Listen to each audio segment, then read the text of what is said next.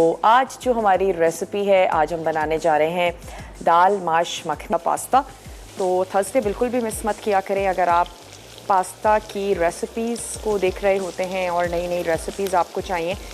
अच्छा, थोड़ी सी सुर्ख होना शुरू हो गई है तो मैं इसमें ऐड कर देती हूँ सफ़ेद ज़ीरा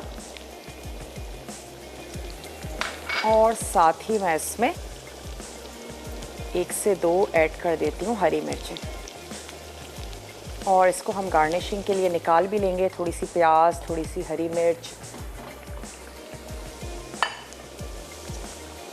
चलिए 1 से 2 हरी मिर्चें मैं सेंटर से कट करके ऐड कर देती हूँ। भगार में कभी भी हरी मिर्च शामिल कर रहे हैं साबित मत ऐड कीजिएगा, वो फटती है, आपके फेस पे आ सकती है।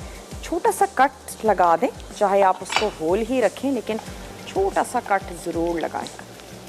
अब हमारा टाइम थोड़ा सा सेव हो गया। हम मसाला अलग से बना रहे हैं, दाल हमारी अलग से बॉईल हो रही है। फिर हम इसको मसाले में मिक्स करके थोड़ा सा दम लगा देंगे तो हमारी दाल भी ज़बरदस्ती चटपटी सी तैयार हो जाएगी।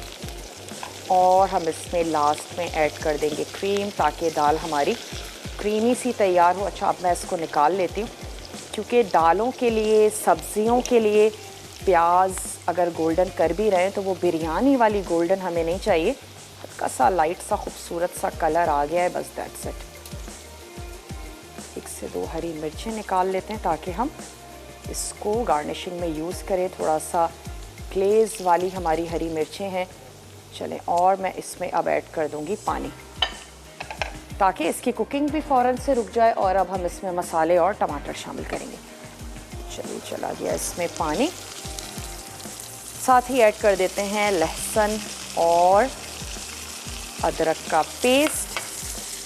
ये टमाटर हम इसमें काट के शामिल करेंगे। पिसा हुआ धनिया है जो इसमें जाएगा। साथ ही हम ऐड करेंगे इसमें नमक, थोड़ी सी ऐड करेंगे चॉप्ड हरी मिर्चें। हम इसको जो तेज़ी दे रहे हैं वो हरी मिर्चों के साथ दे रहे हैं, तो अच्छा है कि बारीक वाली जो हरी मिर्चें हैं ना वो आपने इसमें शामिल करनी है। अगर किसी भी वजह से क्रीम ऐड करना नहीं चाहते हैं तो आप इसमें थोड़ा सा दूध शामिल कर सकते हैं। इससे ये होगा थोड़ा सा क्रीमी टेक्सचर भी आएगा।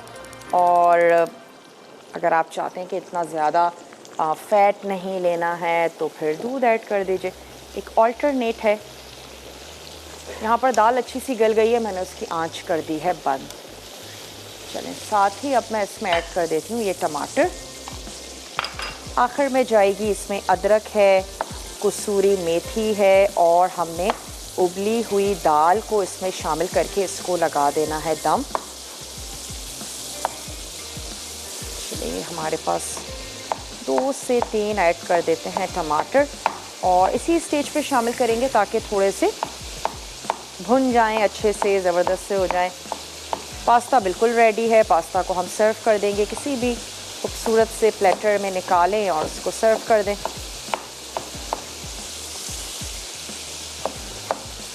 तीन अदद दरमियाने साइज़ के टमाटर ले लीजिए या फिर 2 आपने बड़े टमाटर ले लेने क्योंकि दाल भी हमारे पास थी 1 पाव।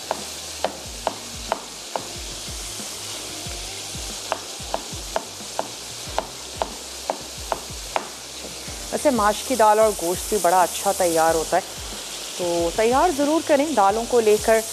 रमज़ानों में दालों के पकौड़े, स्पेशली अगर हम माश की दाल की बात करें तो माश की दाल के दही बड़े बहुत शौक़ से खाए जाते हैं। किसी भी अंदाज़ में दालों को ऐड करें लेकिन दालों को ज़रूर शामिल करें अपने खानों में।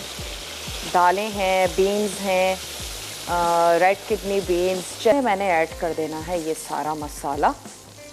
और दाल को जब हमने बॉईल किया थोड़ा सा पानी उसमें था।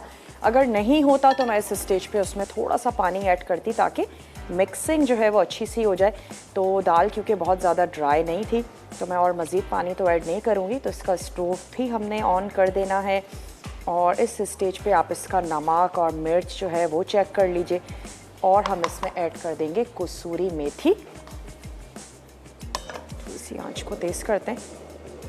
ट्राई ज़रूर कीजिएगा माश की दाल। वैसे मुझे तो तमाम ही दालें बहुत अच्छी लगती हैं लेकिन माश की दाल, चने की दाल ज़्यादा अच्छी लगती है, तो ट्राई ज़रूर कीजिएगा, बनाइएगा। चलिए इसको हमने अच्छा सा मिक्स किया। ये जो भगार की हमारी चीज़ें हैं जो हमने पहले ही निकालनी थी, इसके साथ हम इसको गार्निश करेंगे। तो थोड़ा सा इसमें ऐड कर देते हैं कसूरी मेथी, और ये जो थोड़ा पानी नज़र आ रहा है इसको हमने ड्राई करना है।